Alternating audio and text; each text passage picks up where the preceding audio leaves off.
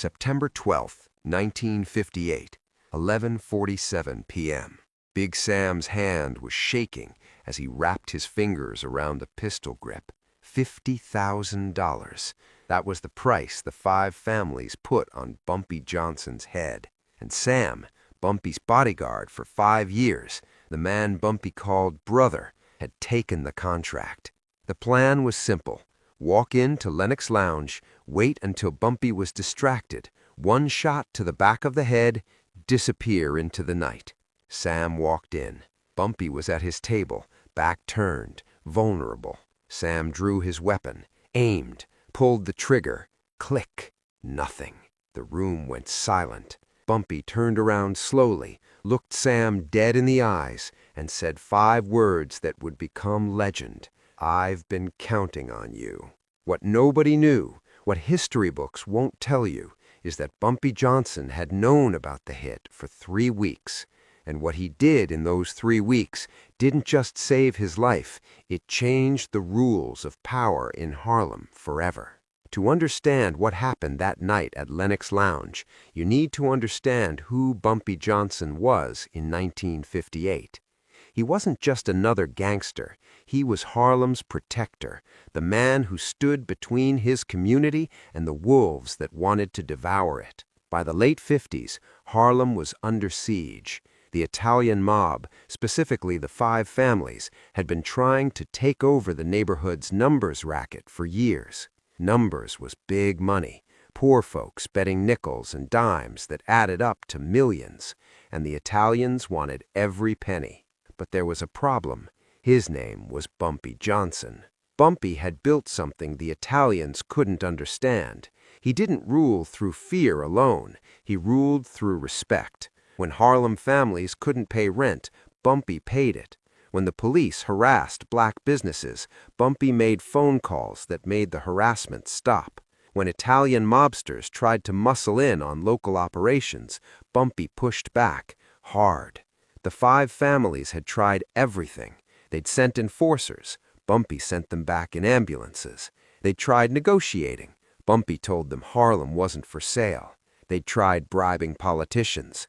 Bumpy had better connections. By 1958, the families were desperate, and desperate men make dangerous decisions. Frank Costello, the most powerful mob boss in New York, called a meeting. All 5 families sent representatives.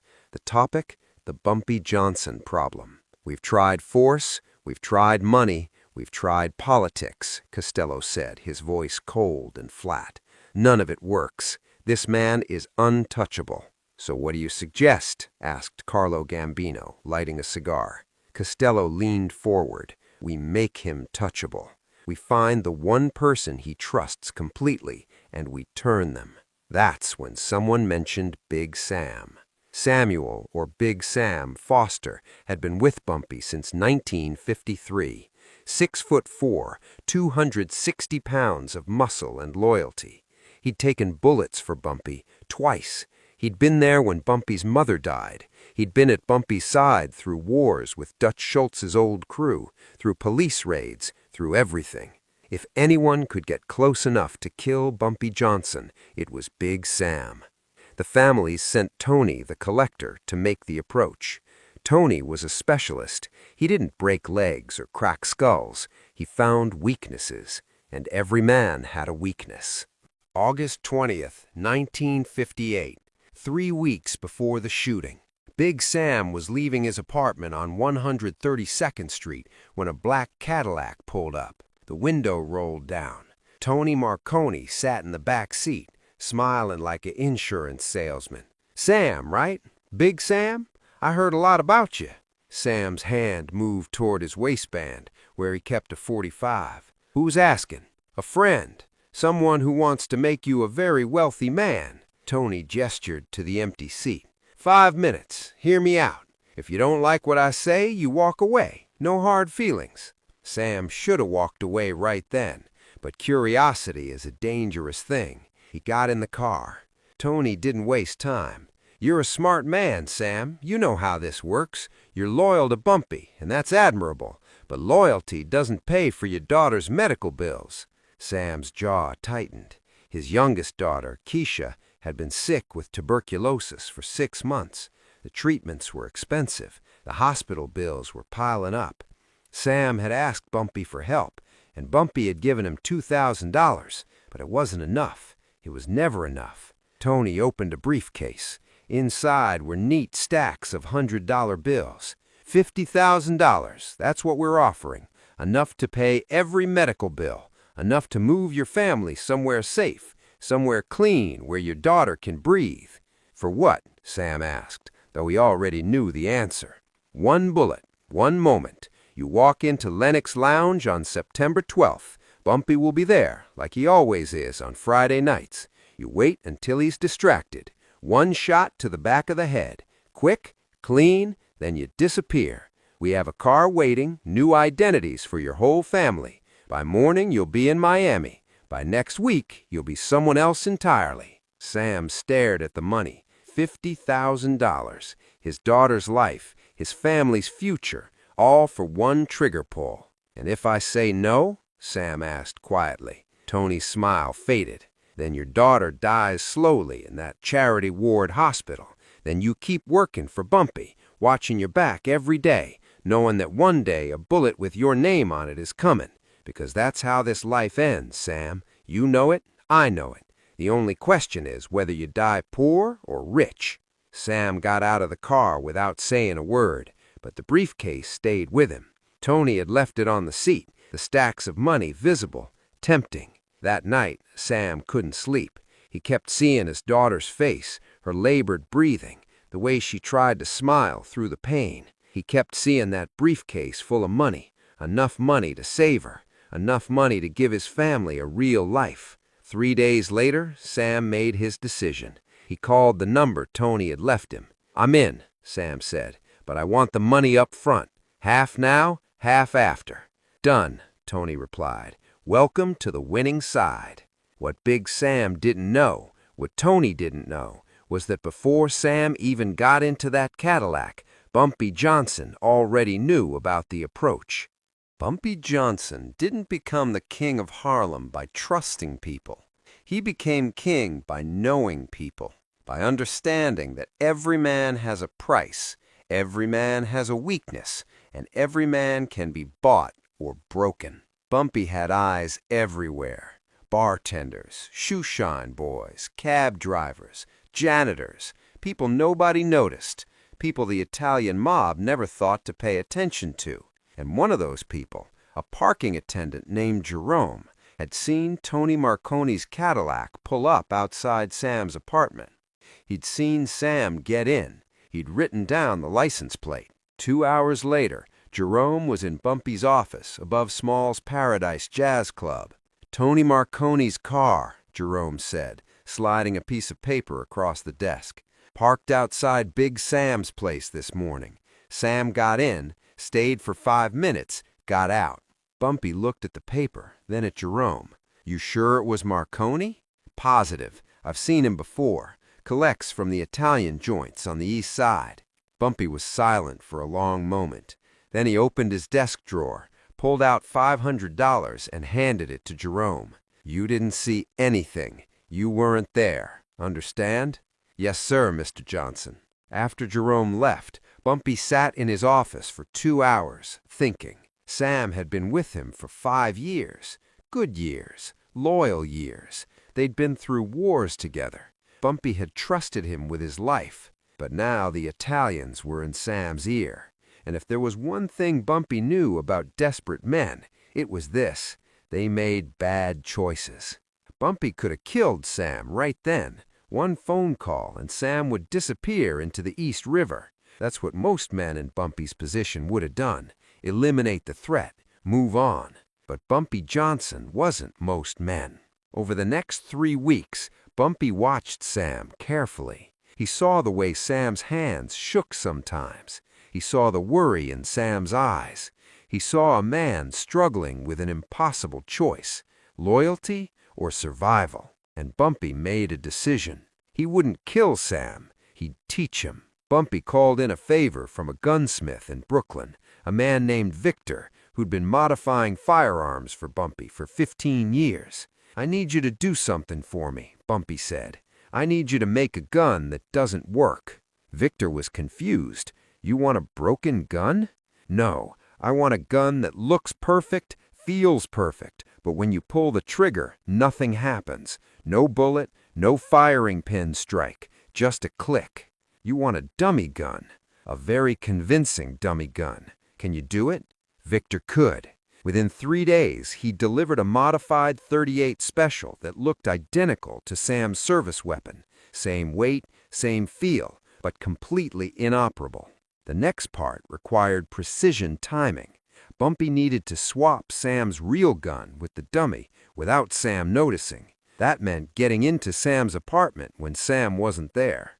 On September 8th, 4 days before the hit, Bumpy sent Sam on an errand across town. "I need you to pick up an envelope from a contact in the Bronx. It's important. Don't come back without it." The errand would take Sam at least 3 hours, plenty of time. While Sam was gone, Bumpy and his most trusted associate, a man named Illinois Gordon, entered Sam's apartment. They found Sam's gun in a shoebox under the bed, exactly where Bumpy knew it would be. They swapped it with Victor's dummy gun. Sam would never know the difference. Now, Bumpy had to wait. He had to let Sam make his move, because if Bumpy confronted Sam before the assassination attempt, Sam could deny everything. The Italians could find another traitor. The cycle would continue. No, Bumpy needed Sam to pull the trigger. He needed Sam to commit.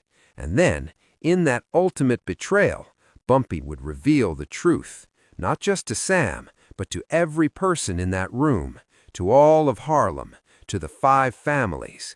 The message would be clear. You can't kill Bumpy Johnson, because Bumpy Johnson is always 3 moves ahead. September 12th, 1958, 11:47 p.m., Lenox Lounge. The club was packed that night. 300 people, musicians, hustlers, businessmen, politicians. Friday night in Harlem meant jazz, cognac, and conversations that shaped the neighborhood's future. Bumpy was at his usual corner table with 2 city councilmen discussing a new housing development in Sugar Hill. He wore an impeccable gray suit, his trademark fedora resting on the table beside an untouched glass of Hennessy. Big Sam arrived at 11:30. He'd been drinking, not enough to be drunk, but enough to steady his nerves. In his jacket pocket was the .38 Special, the gun he'd been carrying for 5 years, the gun he thought would make him $50,000 richer. Sam positioned himself near the bar, watching, waiting. Bumpy had his back turned, focused on the conversation, vulnerable. At 11:47, Sam made his move. He walked through the crowd, hand inside his jacket, gripping the pistol. Nobody noticed. Sam was always near Bumpy. He was the bodyguard. His presence was normal, expected. Sam came up behind Bumpy's chair, 6 feet away, then 4, then 2. He drew the gun. The bartender saw it first. His eyes went wide. But before he could shout a warning, Sam had already aimed at the back of Bumpy's head and pulled the trigger. Click! The sound of a firing pin hitting nothing echoed in that suddenly silent room. The jazz band stopped mid-note. Conversations died mid-sentence. 300 people turned to look at Big Sam, standing there with a useless gun in his shaking hand, and Bumpy Johnson, sitting calmly, not even flinching. Bumpy took a slow sip of his cognac. Then he set the glass down gently and turned around in his chair. He looked at Sam, just looked at him, and in that look was something more terrifying than anger. It was disappointment. "I've been counting on you," Bumpy said, quietly. Those 5 words hit Sam harder than any bullet, because in that moment, Sam understood. Bumpy had known. He'd known everything. The approach from Tony Marconi, the $50,000, the plan, all of it. And instead of killing Sam, instead of disappearing him into the river, Bumpy had let him walk into this room and pull that trigger. Let him reveal himself to 300 witnesses. Let him destroy his own reputation, his own honor, in front of the entire community. Sam's gun clattered to the floor. His legs gave out. He sank to his knees. "I'm sorry. God, Bumpy, I'm sorry. My daughter." "I know about your daughter," Bumpy interrupted. His voice was still quiet, but it carried through the silent room. "I've known for 6 months. You think I don't take care of my people?" Bumpy reached into his jacket and pulled out an envelope. He dropped it on the table. "Keisha's medical bills, all of them, paid in full this morning. There's also a check in there for $5,000 for your family, for whatever you need." Sam's eyes filled with tears. But why didn't you tell me?" "Because I needed to know," Bumpy said. "I needed to know if you'd chosen money over loyalty, if you'd chosen their 50,000 over our brotherhood." He paused. "Now I know." Bumpy stood up. He was not a tall man, 5'9", but in that moment he seemed 10 feet tall. "You're going to leave Harlem tonight. You're going to take your family and you're going to disappear. I don't care where, but if I ever see your face again, if I ever hear your name again, there won't be a second chance. Do you understand?" Sam nodded, tears streaming down his face. "And Sam," Bumpy's voice dropped even lower, "when the Italians ask you what happened here tonight, you tell them exactly what you saw. You tell them Bumpy Johnson knew. You tell them he's always known. You tell them they can't buy loyalty in Harlem. And you tell them if they ever try something like this again, I won't be this merciful." Sam stood on shaking legs, picked up his useless gun, and walked out of Lenox Lounge. He would leave New York that night and never return. The last anyone heard, he was working construction in Detroit, a broken man, carrying the weight of his betrayal for the rest of his life. After Sam left, Bumpy turned to face the room. 300 people stared at him in silence. They'd just witnessed something impossible. They'd watched a man try to assassinate Bumpy Johnson, and they'd watched Bumpy turn that assassination into a lesson. "Let me make something clear," Bumpy said, his voice carrying to every corner of the room. "The Italians think they can buy us. They think they can divide us. They think they can take Harlem because we're poor, because we're black, because we don't matter." He picked up his cognac glass. "They're wrong. Harlem isn't for sale. It never was. It never will be. And anyone who thinks they can change that, anyone who thinks they can walk into my neighborhood and buy my people, they're going to learn what Big Sam just learned. We're not the ones who need protection. They are." Bumpy raised his glass. "To Harlem, and to loyalty that can't be bought." 300 people raised their glasses. "To Harlem." The jazz band started playing again. Conversations resumed. Within minutes, it was as if nothing had happened. Except everything had happened. Word of that night spread through New York's underworld like wildfire. By morning, every mobster from Boston to Baltimore had heard the story. Bumpy Johnson had known about the hit for 3 weeks. He'd let it play out. He'd made a traitor reveal himself in front of 300 witnesses, and he'd done it all without spilling a drop of blood. The 5 families called an emergency meeting the next day. Frank Costello was furious, not at Bumpy, at Tony Marconi for failing, but Carlo Gambino saw something else. "We can't beat this man," Gambino said quietly. "We've tried everything. Force didn't work, money didn't work, turning his own people didn't work. Every time we move against him, he's already seen it coming. So what do?" Costello demanded. Gambino lit a cigar.